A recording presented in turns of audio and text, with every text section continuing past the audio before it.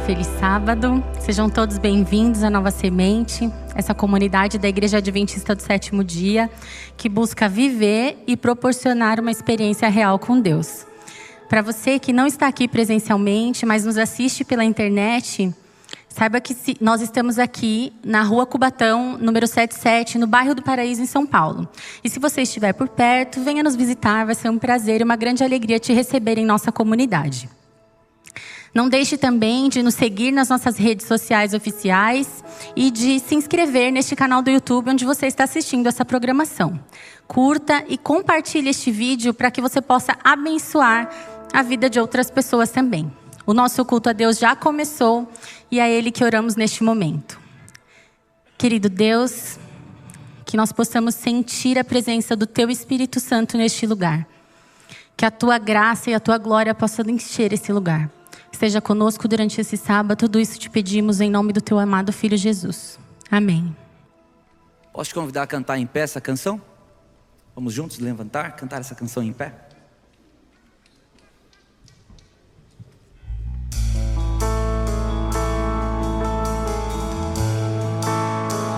Esse é o momento de você convidar a presença do Santo Espírito de Deus com a sua voz.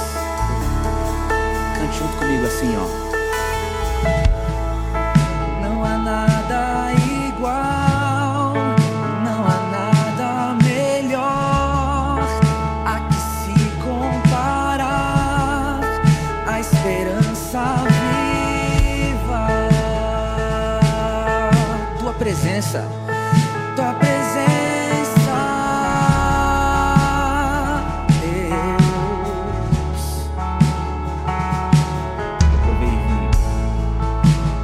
Provei e vi o mais doce amor que liberta o meu ser e a vergonha desfaz.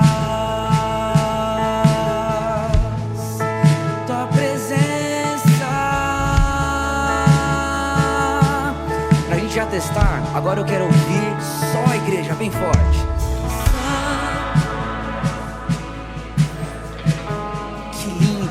Cante junto. Vem inundar. É o desejo.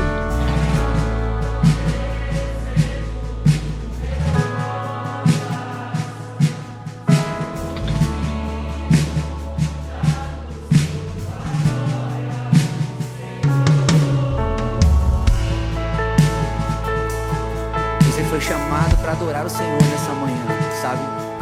Poder cantar para Ele é um privilégio gigante. Cante conosco, não há nada igual. Não há nada igual, não há nada melhor a que se comparar, a esperança viva. Tua presença.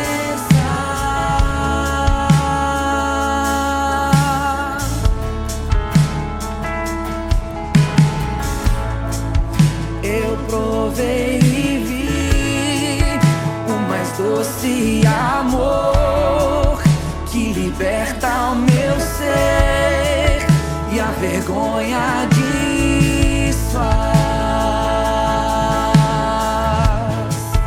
Tua presença.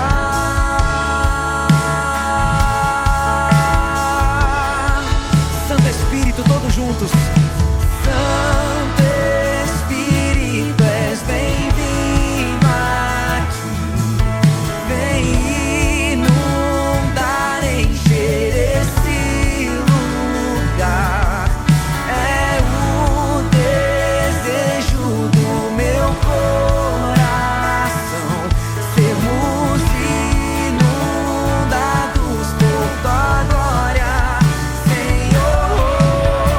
Santo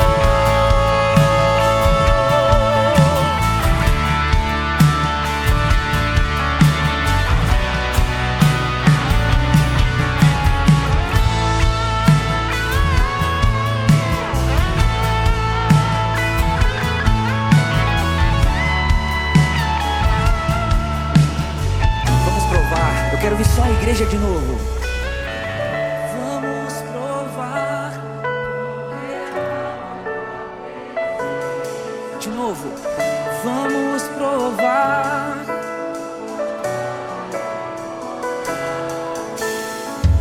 Vamos provar. Tá lindo. Mais uma vez. Vamos provar. Todos juntos, com muita energia. Vamos provar quão real é tua presença. Vamos provar tua glória e bondade.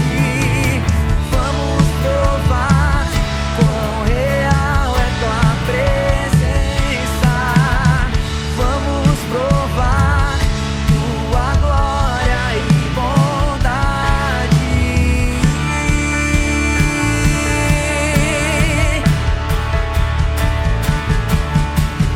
Santo Espírito, és bem-vindo aqui.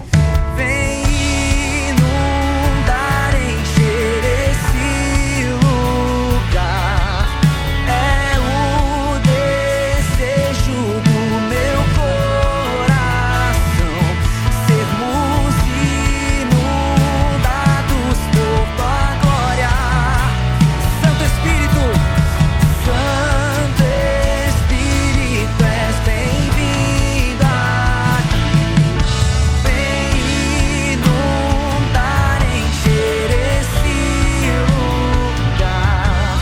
É o desejo do meu coração sermos inundados por tua glória, Senhor.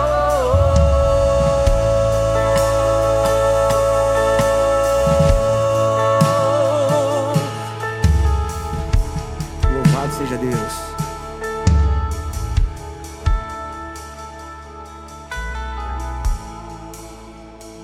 No ano de 2018, mais precisamente no dia 10 de agosto, eu cursava, na ocasião, o 3º ano da faculdade de teologia.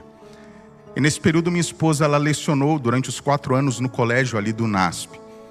E em determinado dia da semana, ela lecionava pela manhã e então à tarde ela fazia aula de reforço para alguns alunos. E no dia 10 de agosto, foi um desses dias, estávamos em casa, eu e o André, e na ocasião ele tinha 5 anos de idade. Volta das 3h40, eu fui ao banheiro. E aí quando eu fui sair, eu mexi na porta, eu não tinha trancado por dentro, a porta do banheiro não abria. E eu mexi, e a porta não abria. E eu falei, então André, o papai está preso no banheiro, me passa o celular. As portas internas da casa tinha justamente um espaço que você poderia passar o celular. Ele me passou o celular rapidamente, para não atrapalhar a Elza, eu comecei a mandar umas mensagens para ela, dizendo que eu estava preso no banheiro. E enquanto isso, o André, que estava assistindo o desenho dele, enquanto eu mandava a mensagem ali, preocupado, de repente eu ouvi que o som da televisão cessou. E eu então, preocupado, rapidamente me abaixei ali na porta e disse, Andrezinho. E aí eu percebi que ele veio para baixo da porta e abaixou ali perto de mim. Falei, Andrezinho, o que aconteceu? Por que o som da televisão parou? Ele falou assim, papai, porque eu estava orando, eu estava falando com Jesus. Eu disse para ele, o que você estava falando com Jesus, André? Papai, eu estava orando e pedindo para Jesus te ajudar a sair daí. Naquele momento o sentimento foi o que eu estou tendo agora, um nó na garganta. Agradecendo a Deus porque Ele estava fazendo aquilo que eu o ensinei a fazer e que eu e você devemos fazer. Naquele momento, um garotinho de 5 anos intercedeu por um homem de mais de 30 anos de idade. Nós vamos orar, vamos interceder uns pelos outros. Vamos interceder, e eu pediria a você que intercedesse em oração pela Raquel Rochael, que serviu e continua servindo aqui nessa comunidade. Ela sofreu um acidente, teve uma fratura no fêmur e também no braço, mas ela está bem. Mas cabe a mim e a você orarmos.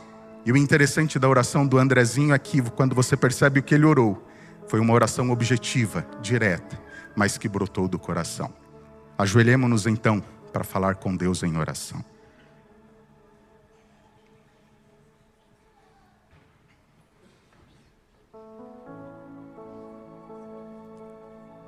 Maravilhoso Deus e Pai, como é bom poder estar na Tua presença.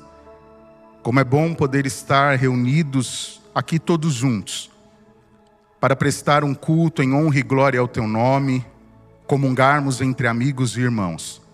E obrigado também, Pai, pelo privilégio que o Senhor nos concede, de podermos conversar com o Senhor através desse meio tão poderoso e eficaz que é a oração. Ó Deus eterno, que privilégio que o Senhor nos dá. Queremos mais uma vez entregar nossas vidas em Tuas mãos, que o Senhor abençoe a esta comunidade, aqueles que estão aqui, os que nos acompanham à distância, que a Tua bênção, a Tua paz o alcance. O Senhor é um Deus onisciente, o Senhor sabe a necessidade, o que cada um aqui precisa, a gratidão que vai no coração de cada um, e nós queremos entregar tudo isso em Tuas mãos. Obrigado por tudo que tens feito por nós, e obrigado também por tudo aquilo que ainda irás fazer. Intercedemos também pela Raquel, que o Senhor possa visitá-la, que ela possa ter uma franca e pronta recuperação, que a equipe médica que a assiste, que todo o processo de recuperação possa correr bem, e logo ela possa retomar a normalidade e as atividades da vida dela. Continua conosco, fala o nosso coração mediante a Tua palavra, os louvores, é o que pedimos e agradecemos em nome de Jesus. Amém. Santo Espírito, és bem-vindo aqui. Cante. Vem inundar, encher esse lugar. É o desejo do meu coração, sermos inundados por Tua glória, Senhor.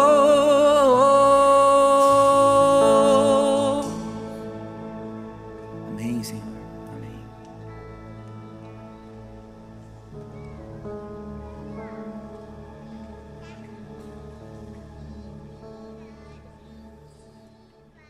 No livro de Gênesis 1, verso 27, diz que Deus nos criou à imagem e semelhança dele, homem e mulher. Quando Deus diz que nós somos a imagem e semelhança dele, uma das grandes características que Deus tem é de ser fiel, é de fidelidade. E nós fomos criados com a capacidade de ser fiel. Só que o pecado, muitas vezes, nos faz desviar dessa finalidade natural. E se a gente fizer o exercício de olhar para Deus e contemplar as inúmeras demonstrações de fidelidade dele conosco, a gente vai conseguir ser fiel em todo o tempo. A gente tem alguns relatos de exemplos de pessoas que foram fiéis. José e Daniel foram pessoas que cresceram aprendendo a ser fiel a Deus. E Ruth e Raabe, na história delas, conheceram a Deus, e a partir do momento que conheceram a Deus, passaram a exercer a fidelidade com Ele. Esses são exemplos de que, se nós nos propormos a exercer a fidelidade, essa é uma das grandes características do caráter de Deus, nós também teremos a oportunidade de ter essa característica desenvolvida em nós. E assim como nós esperamos coisas de Deus, Deus também espera de nós. Que por meio de demonstrações no dia a dia, a gente possa reconhecer a fidelidade constante dele conosco. E uma dessas formas é através dos dízimos e das ofertas que a gente pode devolver a ele. Esse é o momento em que os diáconos vão passar as salvas.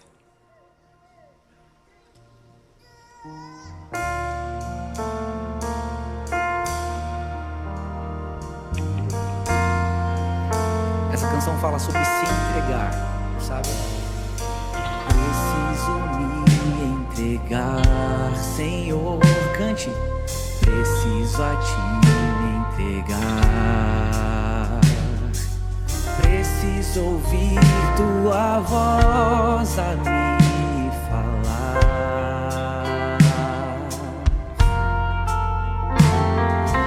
Não tenho nada a Te oferecer, somente um coração puro e pecador.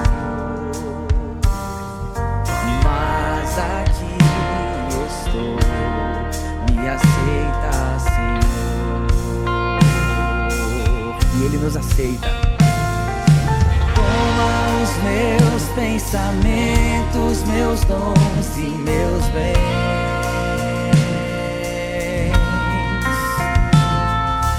Toma o meu coração e tudo que ele tem.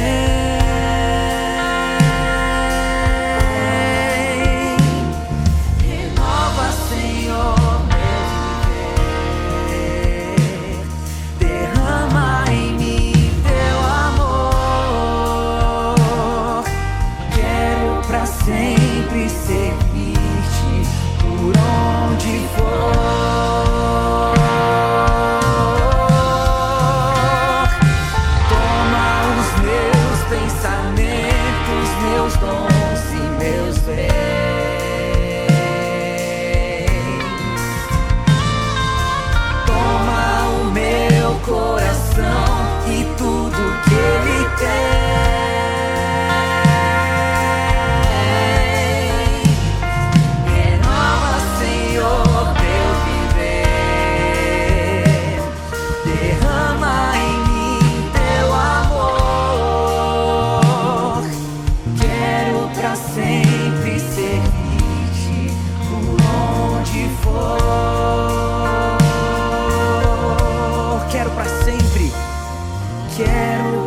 Sempre servir-te por onde for.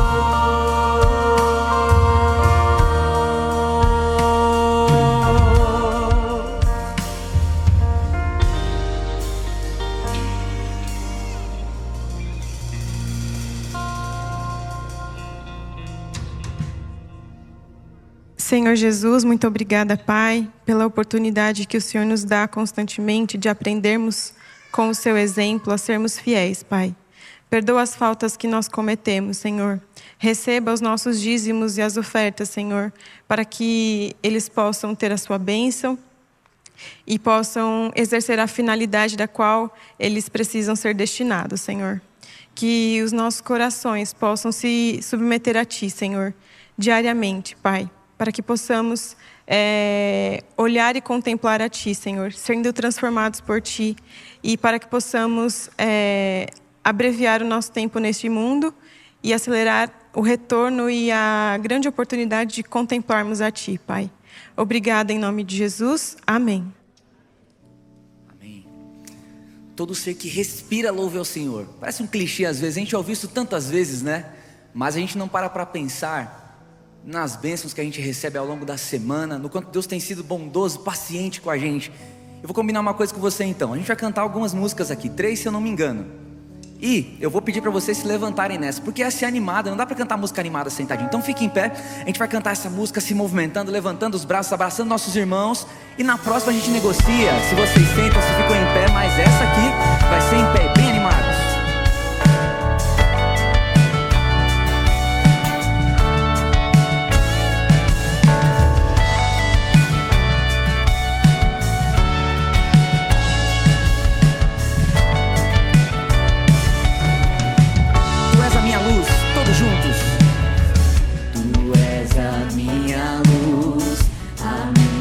Salvação e a Ti me renderei.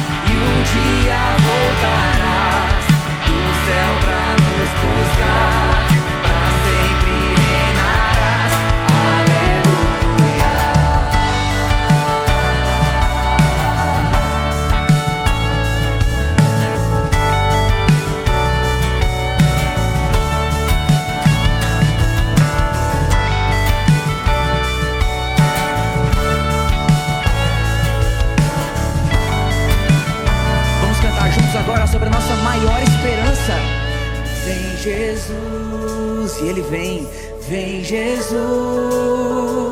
Maranata, hora vem, Senhor Jesus. Vem Jesus, vem Jesus. Maranata, hora vem, Senhor Jesus. Vem Jesus, vem Jesus.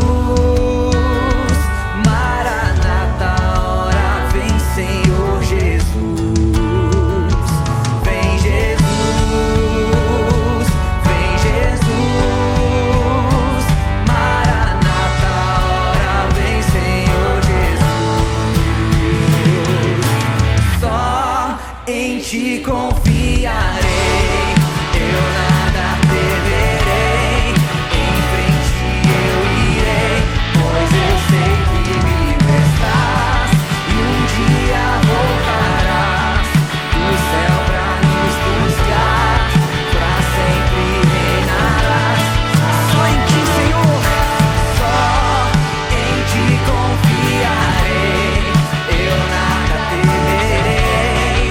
Em frente eu irei, pois eu sei que vivo estás, e um dia voltarás do céu pra nos buscar, pra sempre reinarás.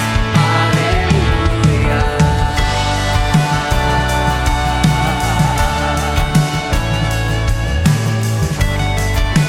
Cante comigo, aleluia.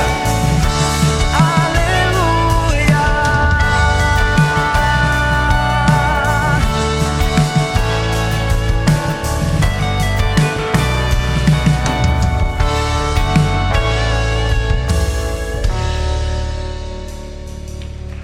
Amém, louvado seja o Senhor. Coisa linda, né?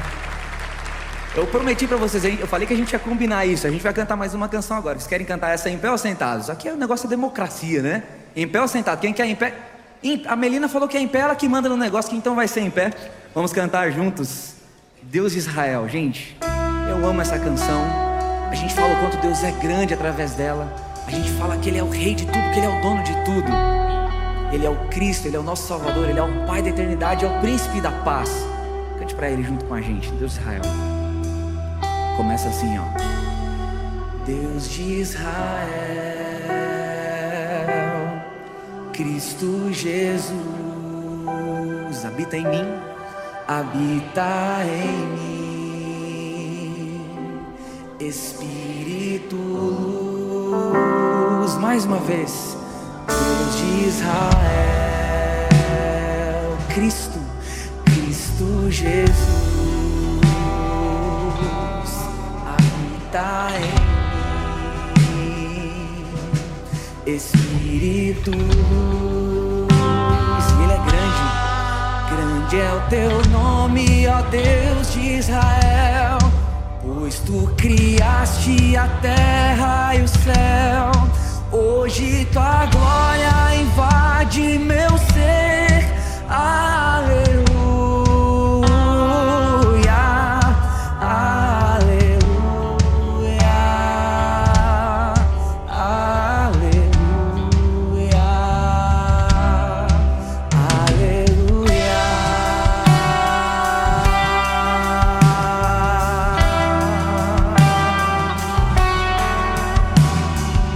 Consegue sentir daí a presença do Senhor Jesus do seu lado? Estamos juntos aqui para adorá-lo. Deus de Israel, toda a igreja. Deus de Israel, Cristo Jesus, habita em mim, Espírito luz. Grande é o Teu nome, grande é o Teu nome, ó Deus de Israel, pois Tu criaste a terra e o céu. Hoje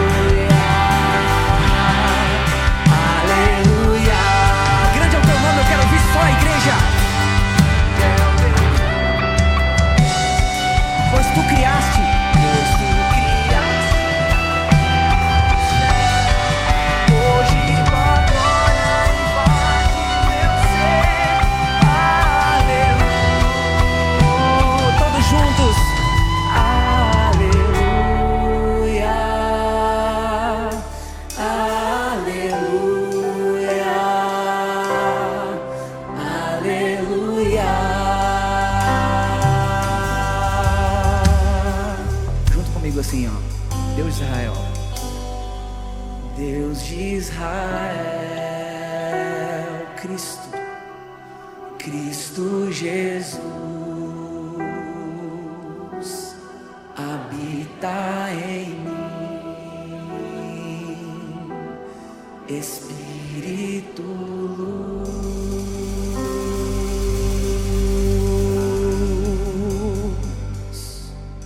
Amém. Amém. Gente, é tudo por Ele. Tudo por Ele. Quando a gente fala de ser tudo por Ele, tem que ser tudo de verdade. Não dá para ser tudo, mas o trabalho não. Tudo, mas essa parte da família não. Gente, tudo é tudo. E que seja tudo pelo Senhor. Afinal, Ele entregou tudo por você e por mim, sem nenhum medo. Tudo. Mas tudo mesmo. Para que a gente tivesse a chance de estar aqui nessa manhã agora, sabe? Cantando essas canções. Você e eu sabemos que a gente não merecia esse privilégio. Não merecemos. Mas estamos aqui. E o mais bonito dessa história toda da graça é que, estando aqui, com todas essas imperfeições, somos encobertos pela graça do Senhor e Ele recebe essa adoração. É tudo por Ele. Você está aqui por Ele, a sua família existe por Ele, o seu trabalho de agora ou futuro será por Ele. Se vivermos aqui por Ele, passaremos a eternidade com Ele. Então que seja tudo por Ele, como diz a letra dessa canção.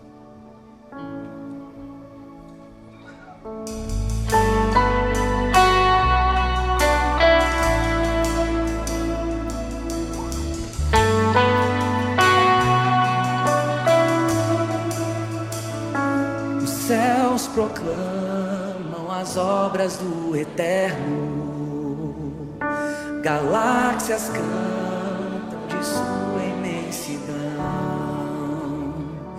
e uma voz com sons de glória ecoa em toda a criação. Do grão que faz a vida irromper, do esplendor o invisível faz nascer, e uma voz com sons de glória ecoa em nosso coração. Cante pra Ele, só vocês agora. Nos rendemos, é tudo pelo Senhor, a Ele a glória, a Ele a glória, é tudo por Ele, tudo por Ele.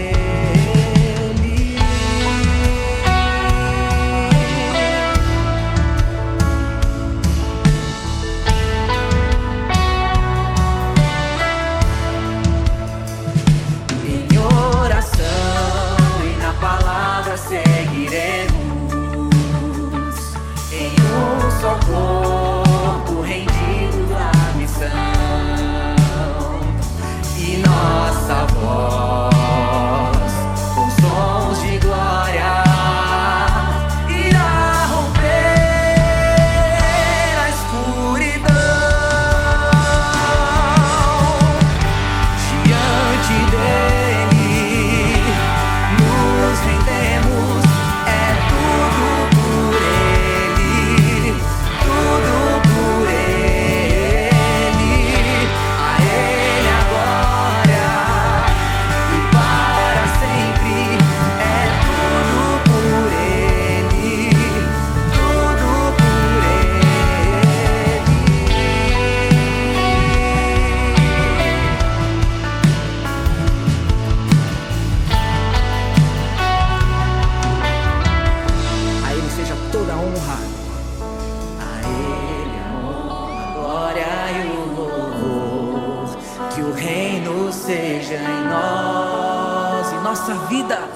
E nossa vida só por Ele, a Ele a honra, a glória e o louvor. Que o reino seja em nós, e nossa vida só por Ele, a Ele a honra, a glória e o louvor.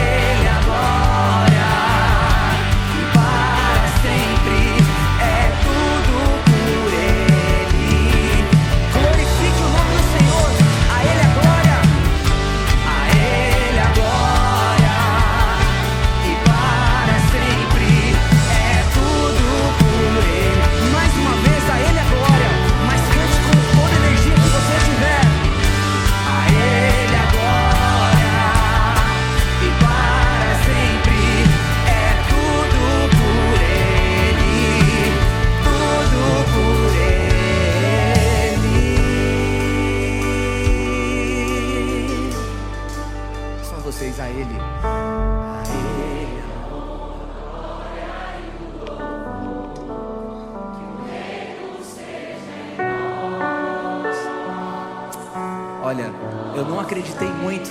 A Ele a glória de novo. A Ele a honra. A Ele seja toda a honra e toda a glória. E que o reino do Senhor seja sensível nesse lugar. Nossa vida só por Ele.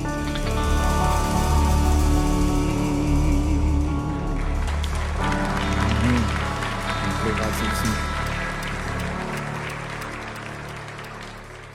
Deus seja louvado. Você ora comigo?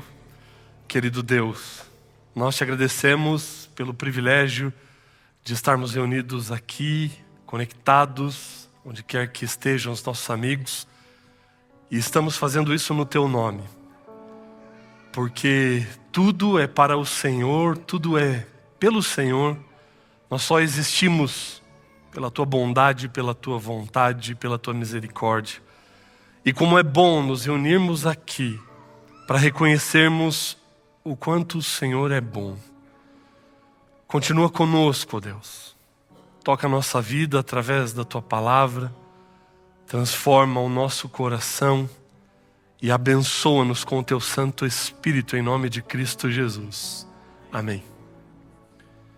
Amém.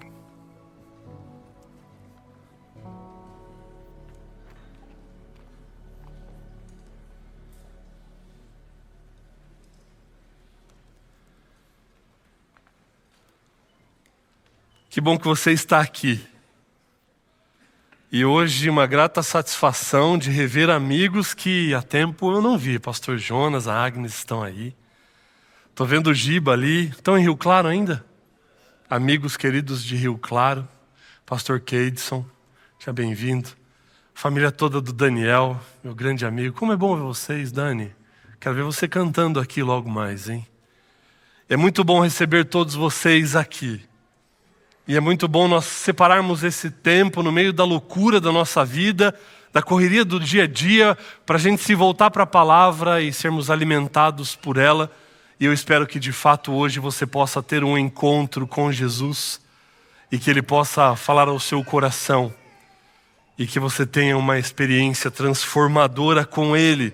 Essa é a Nova Semente e nós nos alegramos de nos encontrarmos aqui todos os sábados. Então você continua sendo sempre o nosso convidado mais do que especial.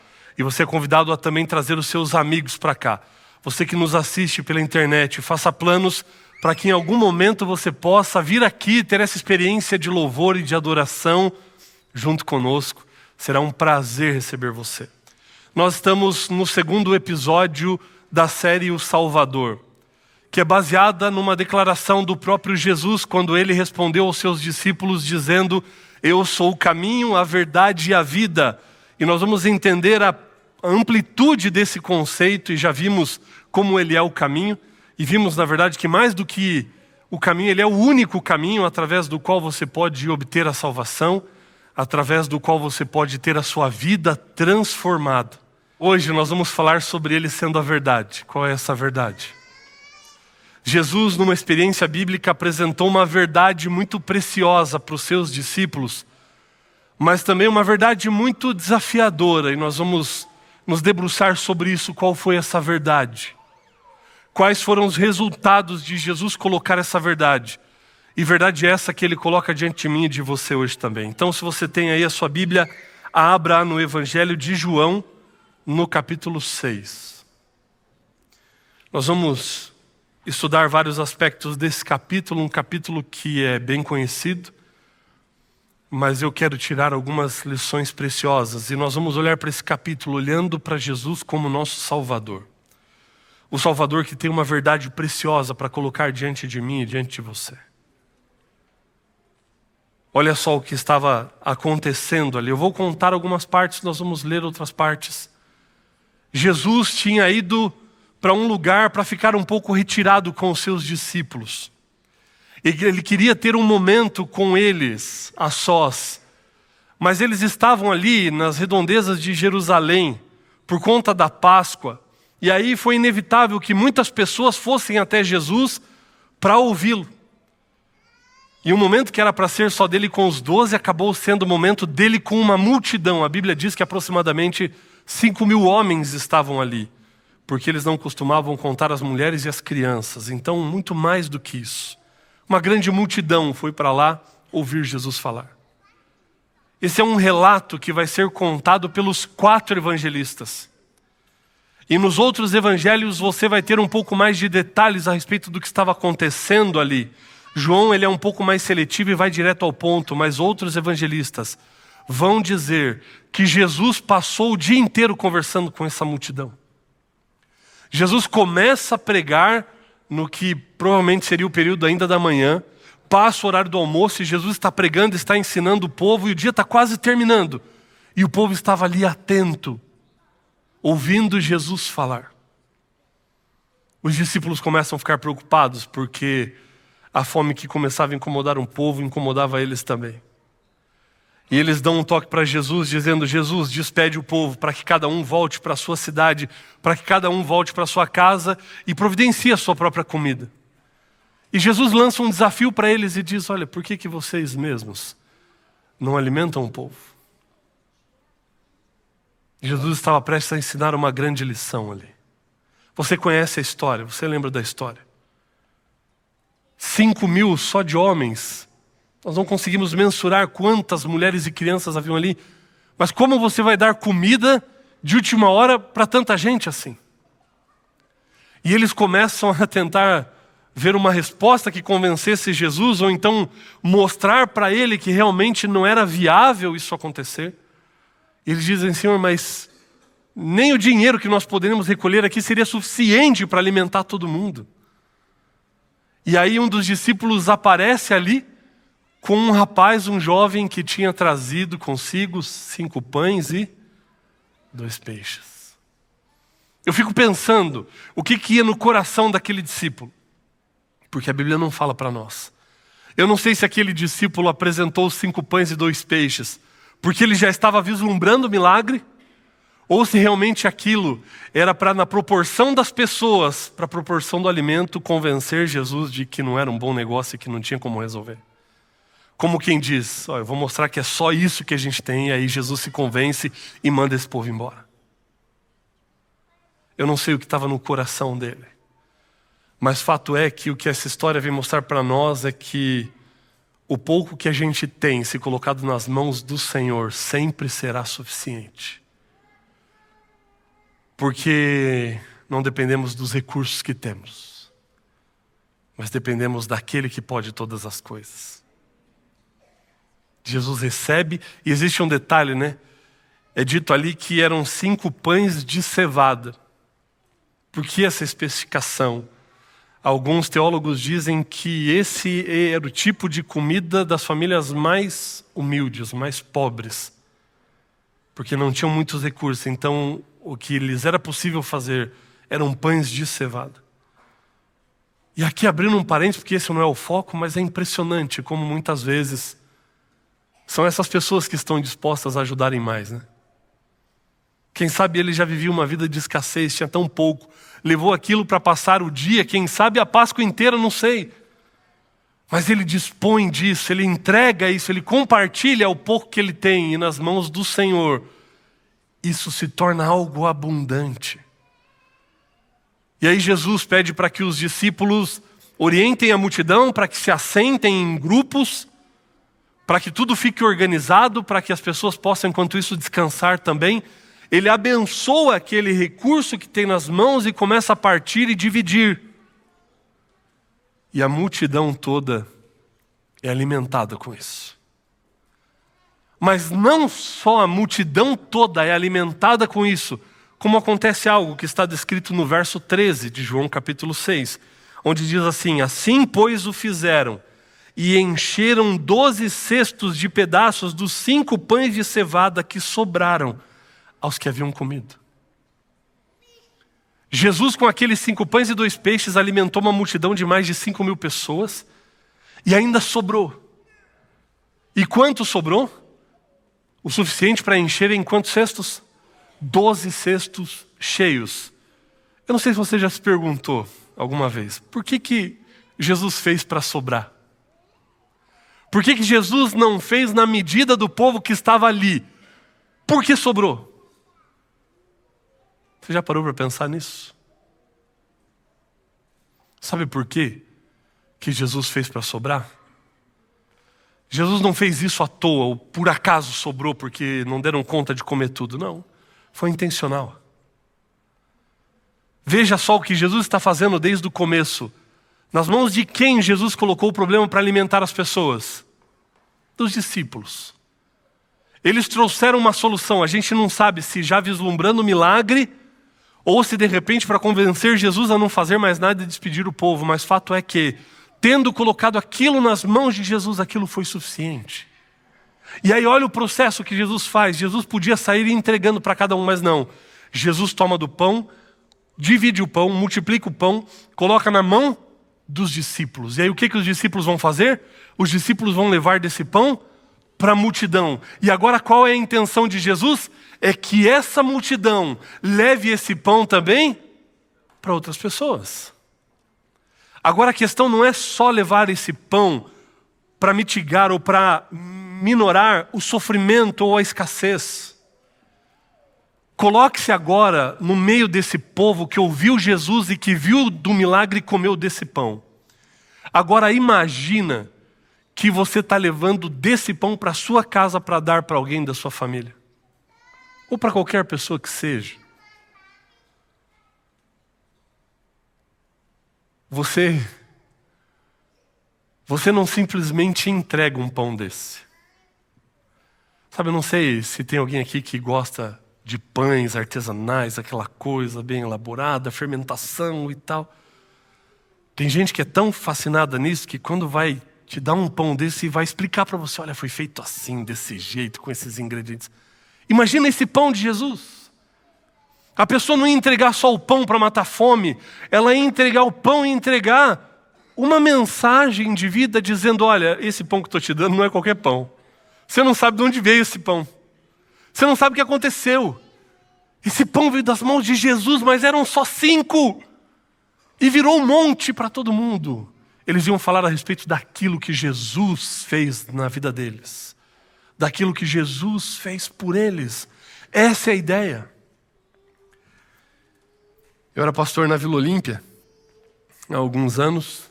E um dos projetos que nós fizemos foi ensinar o nosso pessoal ali da nossa comunidade a fazer pães. E depois de fazermos os pães, nós assamos os pães ali na igreja da Vila Olímpia e saímos distribuir para os vizinhos.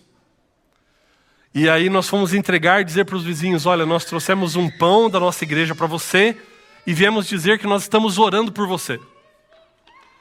E aí nós tínhamos um contato com a nossa vizinhança. E quem conhece a Vila Olímpia sabe que bem em frente da igreja existe um bar. É o bar do Edu. E nesse dia eu cheguei para 2 jovens e disse assim, eu já conheci o Edu, um dos melhores bolinhos de arroz da cidade de São Paulo que você vai comer lá. E aí eu falei para elas assim, olha, peguem um pão desse e entreguem lá no bar do Edu. Entrega para ele. Elas foram lá, chamaram o Edu e entregaram o pão para ele.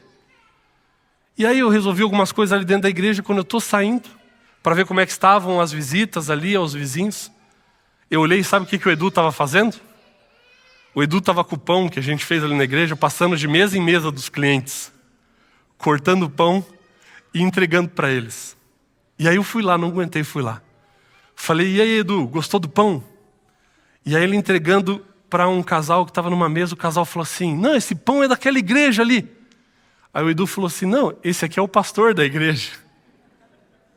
E aí ele olhou para mim e falou, ó pastor, eu já estou dividindo o pão aqui. E eu pensei, você está dividindo um pão que você nem sabe qual é. Mas você já está fazendo o trabalho de passar adiante. E nós chegamos a orar com o Edu, fizemos um trabalho lindo com ele ali. Entregarmos o pão. Esse não é o pão que você simplesmente entrega. Esse é o pão que você entrega e que você fala daquele que providenciou isso para você. A ideia é que essas pessoas fossem para suas casas, para os seus lares e levassem desse pão para as pessoas. Para que elas conhecessem a respeito do pão da vida, que é Cristo Jesus. Mas um detalhe é que você não consegue repartir o pão que você não recebeu. Não é possível entregar do pão que você não tem. Por isso é importante a busca por esse pão, pelo pão da vida que é Cristo Jesus.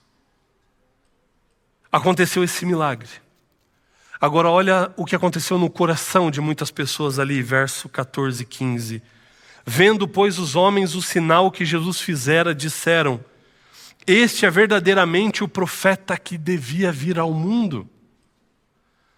Presta atenção nessa declaração que as pessoas que estavam ali fizeram. Viram esse sinal que Jesus operou e reconheceram: este verdadeiramente é o profeta que devia vir ao mundo. Mas olha o próximo verso. Sabendo, pois, Jesus que estavam para vir com o intuito de arrebatá-lo para o proclamarem rei, retirou-se novamente sozinho para o monte. Reconheceram que algumas profecias falavam a respeito dele, que era o Messias que deveria vir, mas olha o que começa a surgir no coração dessas pessoas. O interesse de colocar ou de proclamar Jesus como rei. E daqui a pouco a Bíblia vai dar sequência nessa história e vai dizer que no dia seguinte eles procuraram Jesus, mas agora com esse objetivo. E diante disso eu quero fazer algumas perguntas para você. Por que é que você veio aqui? O que é que você vem buscar aqui a cada sábado? Quais têm sido as suas motivações para estar aqui? O que é que move o seu coração? Qual é a intenção por trás da sua vinda? Quando nós lemos a Bíblia, nós vemos pessoas que procuraram Jesus pelas mais diversas intenções ou pelos mais diversos motivos. Alguns procuraram Jesus para colocá-lo à prova. Outros procuraram Jesus para provar as suas próprias convicções. Alguém como Zaqueu procurou Jesus porque queria ver quem era Jesus. A sua motivação, a intenção com a qual você vem para cá e se coloca na presença de Cristo, não só aqui, mas em qualquer lugar, vai determinar a experiência que você vai ter com Ele. O que é que tem te motivado? Você tem se colocado aqui a cada sábado com a intenção de Jesus atender a alguns pedidos seus? Ou alguns dos seus caprichos apenas? Porque a motivação vai impactar a minha experiência, e se eu tenho esse tipo de interesse ou de motivação para me colocar na presença dele, não demora muito para eu entrar na barganha e entender que aqui eu bato cartão para que Jesus me recompense depois. O que tem fundamentado a sua relação com ele? O que tem motivado a sua busca por ele? Muitas vezes fazemos de Jesus o nosso gênio da lâmpada, onde eu venho aqui, eu cumpro todos os requisitos e ele me concede alguns desejos para que eu possa pedir e esses desejos possam ser realizados. Essas pessoas agora vão entrar num terreno perigoso, porque após terem visto os sinais, visto o milagre, comido do pão, eles vão agora procurar Jesus, mas movidos pelos seus próprios interesses pessoais, terrenos. E quais são esses interesses? O específico dessas pessoas nessa história, que Jesus assumisse o trono para dar poder para essa nação. Nós precisamos nos lembrar do pano de fundo que está por trás dessa história, onde esse povo vivia, de certa maneira, sob a opressão do Império Romano. E agora, não entendendo bem as profecias, a aplicavam no sentido de que o Messias viria para estabelecer o seu reino. E na mente deles, não havia o entendimento do estabelecimento do reino primeiro no coração, ou através da cruz. Tendo a vitória sobre o pecado. Mas na visão deles, agora o Messias assumiria o trono, traria poder para essa nação e derrota para os seus inimigos, para os seus opressores. E você vê que isso estava muito presente na vida e na visão daqueles discípulos, porque já tinha tido uma conversa entre alguns deles e Jesus, até a mãe dele: Senhor, permita que um dos meus filhos se assente à sua direita e outro à sua esquerda, quando o Senhor estabelecer o seu trono. Porque essa era a visão, que Jesus realmente rompesse com o Império Romano e assumisse o poder, o controle, naquele momento. Mas isso era um desejo terreno, passageiro, pessoal e, de certa maneira, também egoísta. E por que isso é um terreno perigoso? É perigoso porque quando somos movidos pelos nossos interesses humanos e terrenos, nós invertemos as coisas, a ordem das coisas, e nós tentamos colocar Deus no lugar onde nós achamos que Deus deve estar. Nós tentamos, quando entramos nesse modus operandi de vivermos pelos nossos interesses, de cairmos na tentação de dizermos para Deus o que Ele tem ou não tem que fazer. E aí nós invertemos a dinâmica de todo o relacionamento com Deus, de todo o processo de salvação. E eles estão prestes a cometer esse engano agora porque tem no coração o desejo de colocar Jesus, o Messias, no lugar onde eles desejam que Ele esteja. E isso para quê?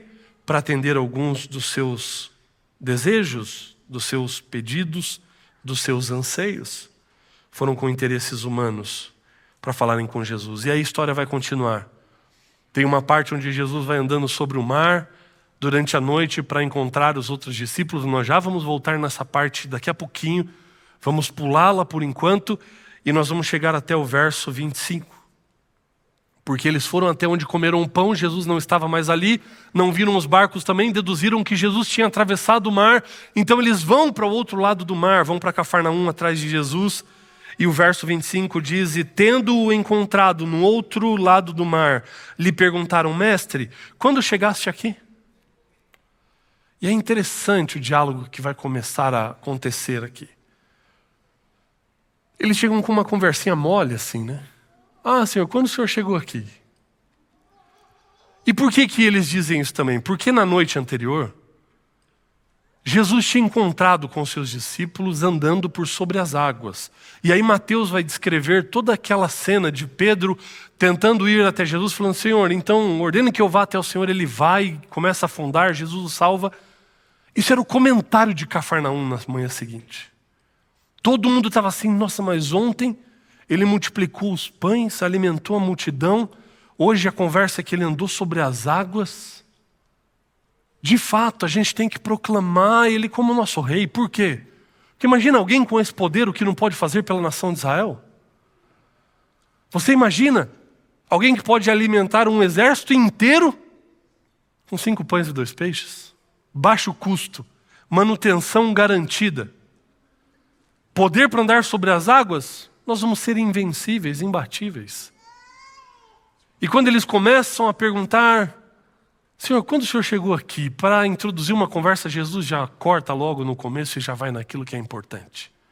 E Ele vai dizer no verso 26, em verdade vos digo, vós me procurais, não porque vistes sinais, mas porque comestes dos pães e vos fartastes. O que isso quer dizer?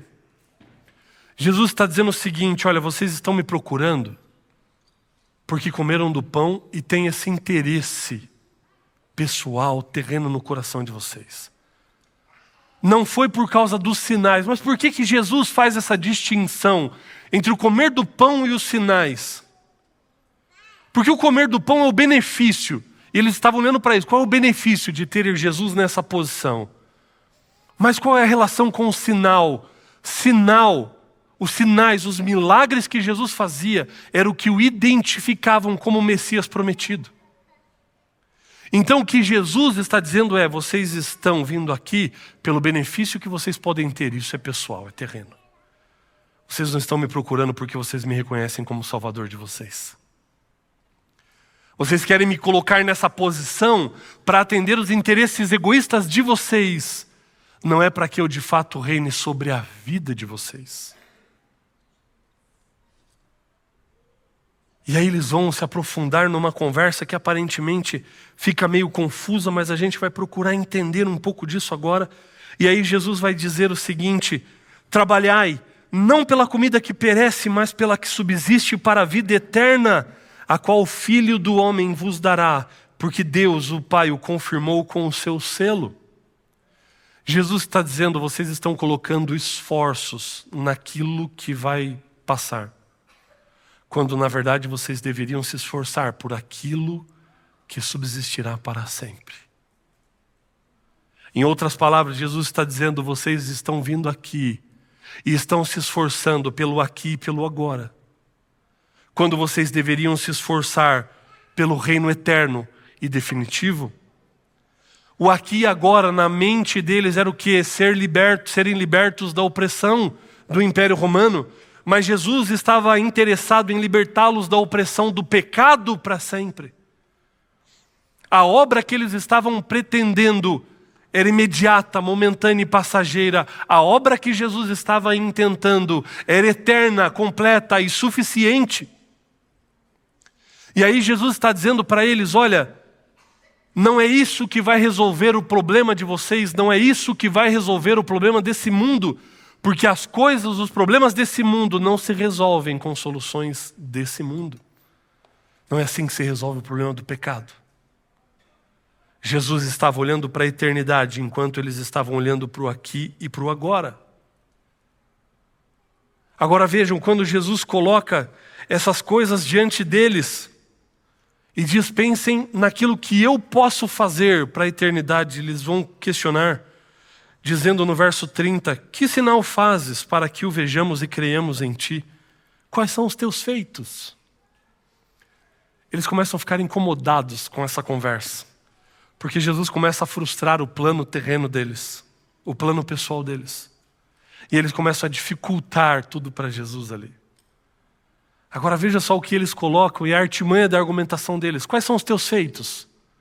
O que o Senhor faz para a gente acreditar que o Senhor vai resolver isso de maneira completa e plena, como o Senhor está dizendo? Ora, veja só como é perigoso você ser movido pelos seus próprios interesses. Quando terminou a multiplicação dos pães que sobraram os cestos, qual foi a percepção deles? Lembra do verso que a gente leu, versículo 14? Este é verdadeiramente o profeta que devia vir ao mundo. No sinal da multiplicação, eles reconheceram: esse era o profeta que devia vir ao mundo. No Evangelho de Mateus, quando os discípulos estão lá, Mateus capítulo 14, se não me falha a memória, os discípulos estão lá, no barco, Jesus vem andando por sobre as águas, e aí Pedro caminha sobre as águas com Jesus. A declaração dos discípulos quando Jesus volta para o barco com Pedro é: verdadeiramente este é o Filho de Deus. 2 episódios que os fizeram reconhecer que esse era o profeta, o Messias prometido. Mas agora, quando Jesus começa a frustrar os seus sonhos, os seus interesses, quais são os teus sinais?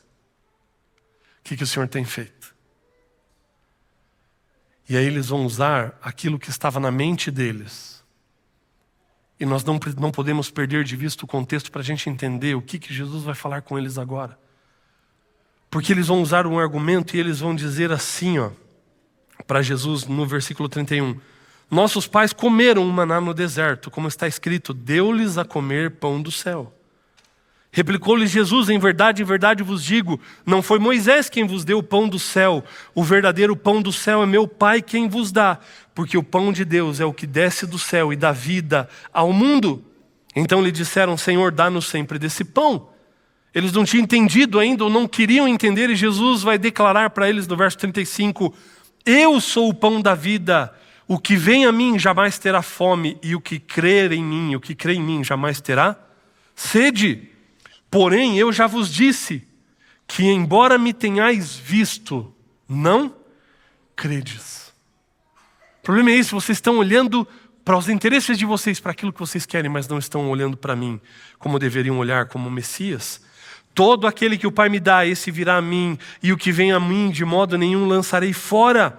No verso 48, Jesus vai confirmar: eu sou o pão da vida.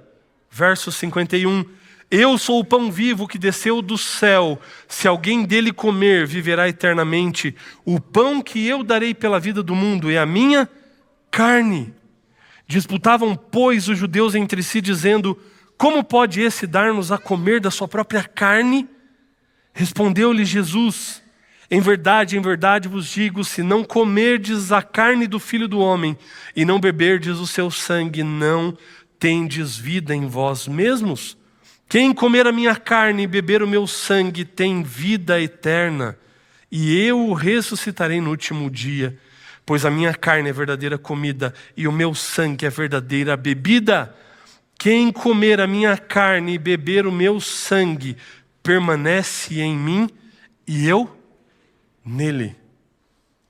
E aí o texto continua e nós vamos chegar no versículo 60, João 6,60, onde diz: muitos dos discípulos, tendo ouvido tais palavras, disseram: duro é este discurso, quem o pode ouvir?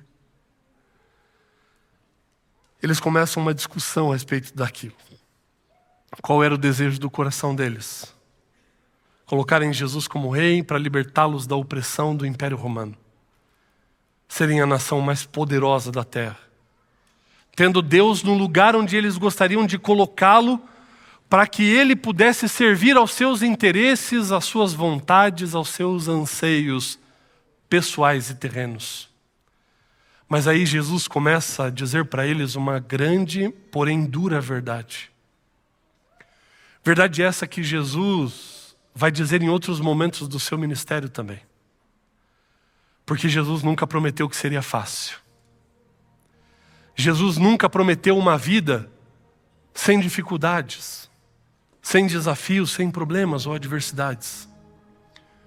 Mas ele já disse num outro momento: no mundo tereis aflições, mas tenham um bom ânimo, porque eu venci o mundo. O que Jesus quer dizer com tudo isso? Jesus está dizendo para eles o seguinte: olha, embora vocês tenham a expectativa de que tudo seja resolvido aqui agora, de que todo sofrimento seja extinguido aqui agora, não é agora que isso vai acontecer. Mas eu tenho um plano para poder acabar com tudo isso. Mas para que esse plano se concretize, agora é cruz, não é trono. Para que eu possa completar isso que é maior do que libertar vocês da opressão do Império Romano, para libertá-los da opressão do pecado de uma vez por todas, eu preciso fazer isso da minha maneira agora, não da maneira de vocês. Agora eu preciso frustrar aquilo que vai no coração de vocês, para poder dar para vocês algo muito maior, muito melhor. E é aqui que muitas vezes a vida e a relação com Deus tornam-se difíceis. Porque muitas vezes, para dar para nós algo maior, algo melhor, Deus precisa frustrar os nossos planos, os nossos anseios finitos e limitados. Às vezes você vem aqui e está pedindo para Deus resolver uma situação, está pedindo para Deus colocar algo na sua vida, mas no caminho da sua vida Deus está vendo que isso vai te levar para a morte e não para a vida. E Deus vai dizer: filho, eu preciso te frustrar agora, para poder te abençoar depois. Filho, eu preciso dizer não agora para aquilo que você quer, para eu poder dar algo completo, pleno e suficiente para você depois. E a questão é se você não vai colocar Jesus, mas se você vai entregar esse trono do seu coração para Ele. Por que eles disseram duro é esse discurso? Eles não queriam aceitar o que Jesus estava dizendo. Eles queriam que as coisas acontecessem do seu jeito. E aí quando Jesus diz: olha, mas para ter salvação, para vocês serem verdadeiramente libertos, não dá para ser do jeito que vocês estão propondo. Jesus frustra a sua audiência. E eles começam a pensar: bom, mas se não é para ser do meu jeito, fica difícil para mim. E de acordo com a sua experiência religiosa, espiritual, eles acabam literalizando tudo que Jesus está dizendo para criar um ponto de conflito e de ruptura. Porque era óbvio que Jesus estava usando alguns símbolos ali, mas eles dizem: poxa, mas Moisés disse para a gente não comer carne com sangue, ele está dizendo para comer carne e beber o sangue. Isso não serve para mim. Se não for para ser do meu jeito, para mim não dá. E aí eles vão dizer: duro é esse discurso. Duro por quê? Porque para ser um verdadeiro discípulo de Cristo, você tem que abrir mão dos seus próprios interesses para viver pelos interesses dele. para ser um verdadeiro discípulo, tem que morrer para o eu, para deixar Ele viver em mim.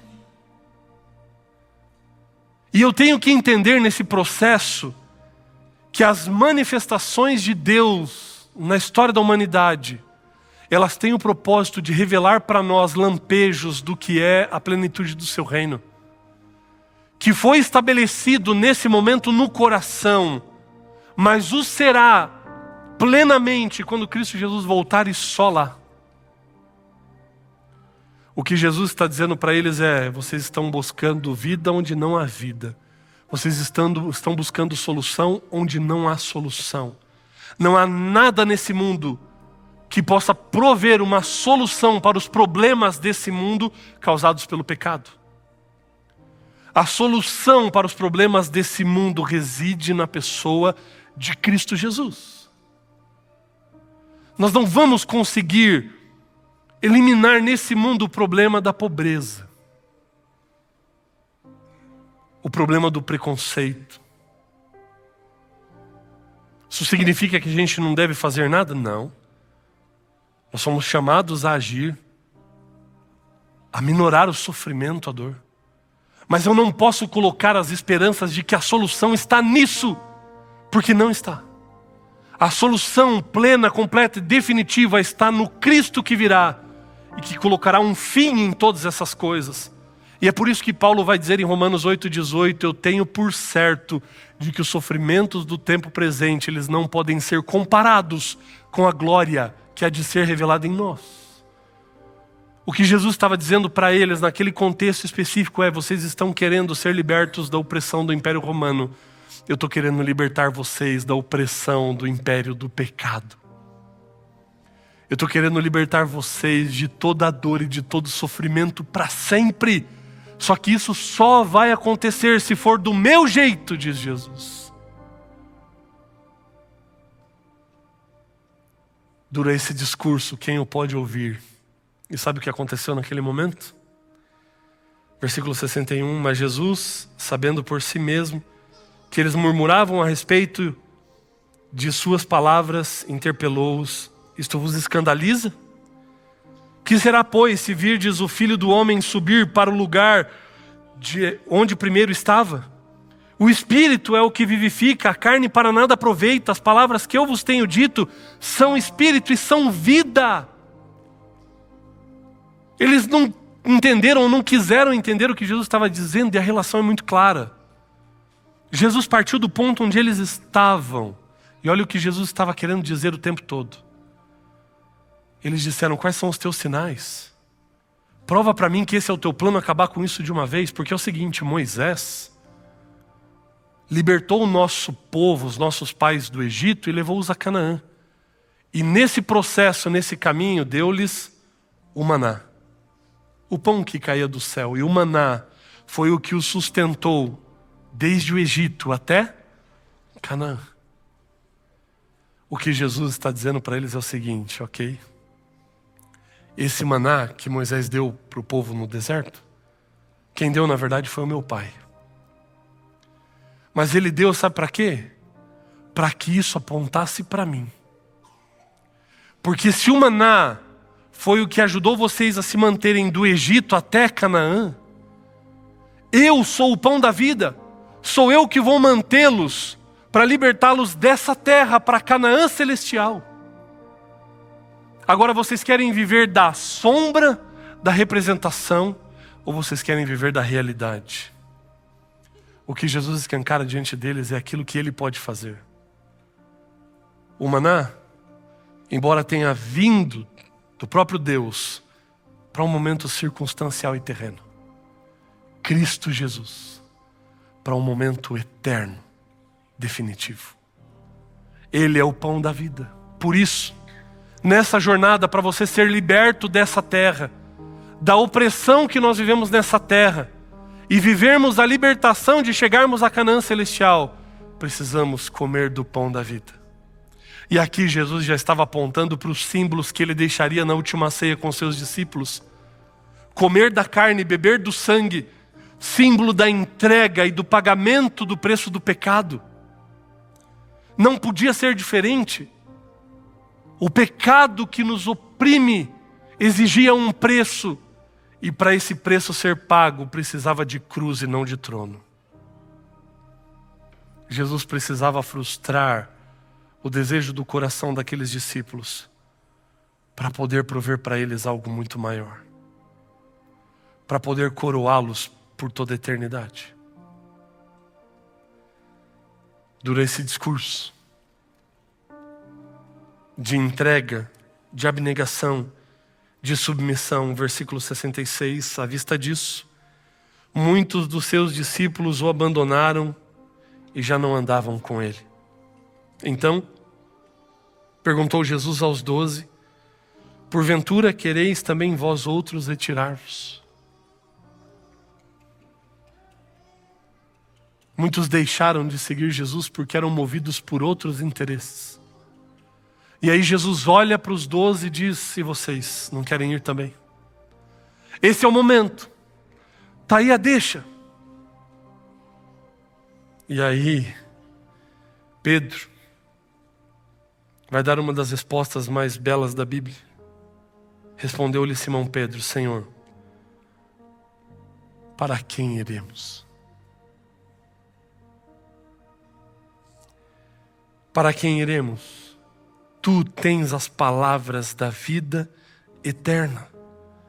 E nós temos crido e conhecido que Tu és o Santo de Deus. Pedro entendeu onde estava a resposta. E a resposta não está num lugar, não está numa coisa, está numa pessoa. Porque ele não diz, Senhor, para onde iremos? Não é isso que ele pergunta. Senhor, para quem nós iremos?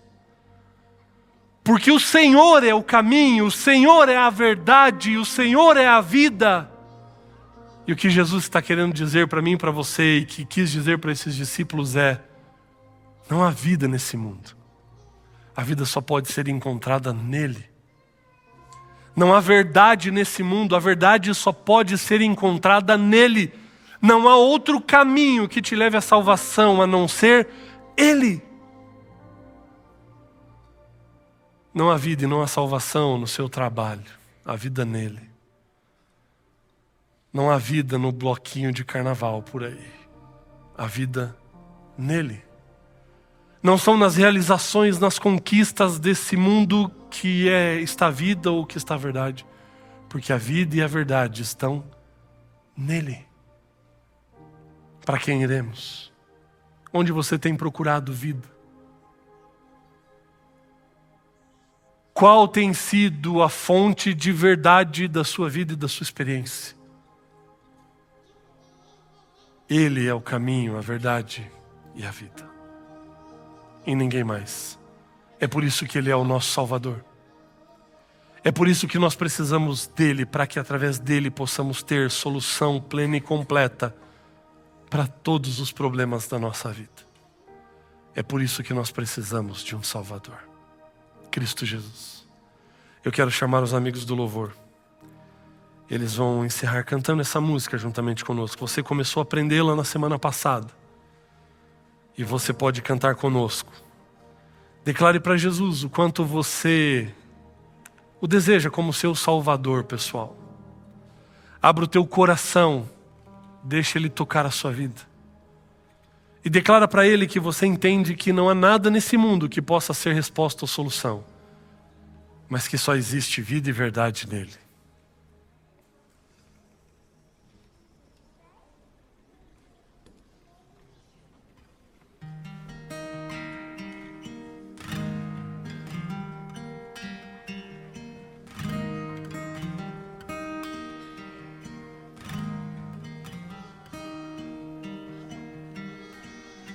Não precisamos de heróis,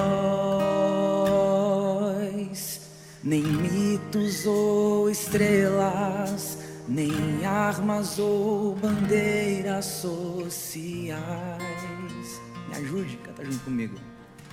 Não precisamos das manchetes, discursos, narrativas, da agenda corrompida dos jornais. É difícil enxergar no meio dessa confusão.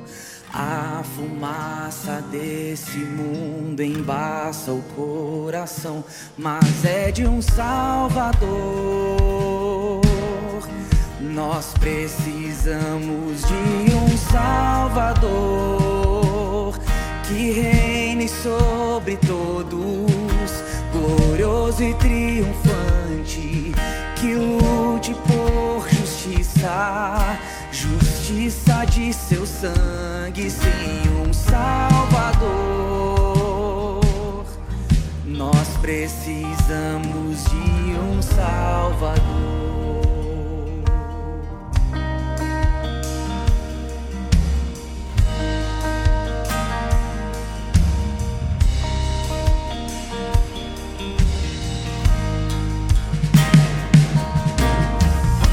Precisamos de outras luzes, de novas teologias que só atestam nossa estupidez. Não precisamos de outros guias, nem confiar em quebrados para nos tornar inteiros outra vez. É difícil enxergar no meio dessa confusão. Olhos cegos não se abrem só por mera religião, mas é de um Salvador. Nós precisamos de um Salvador que reine sobre todos, glorioso e triunfante, que julgue com justiça, justiça de seu sangue. Sim, um Salvador. Nós precisamos de um Salvador. Cristo, nem mito, nem estrela humana. Cristo, poder eterno dele emana. Cristo, Senhor de nossa existência. Cristo, todos juntos. Cristo, nem estrela humana. Cristo, poder eterno dele emana. Cristo, Senhor de nossa existência. Cristo,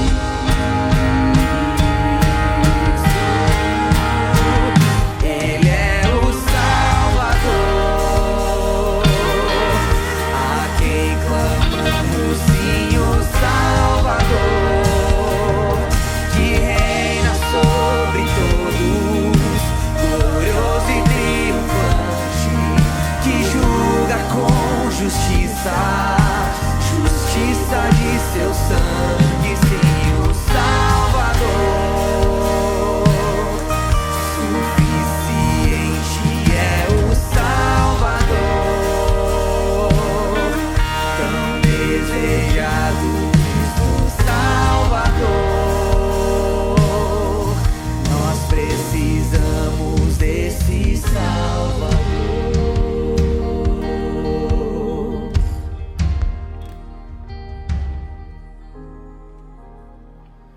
Querido Deus, muito obrigado, Pai, pelo pão da vida que desceu do céu para alimentar a todos nós. Cristo Jesus. Que possamos a cada dia comer da sua carne e beber do teu sangue, para que assim possamos aceitá-lo como Salvador da nossa vida. E que possamos apenas entregar o nosso coração para que Cristo Jesus reine em nós.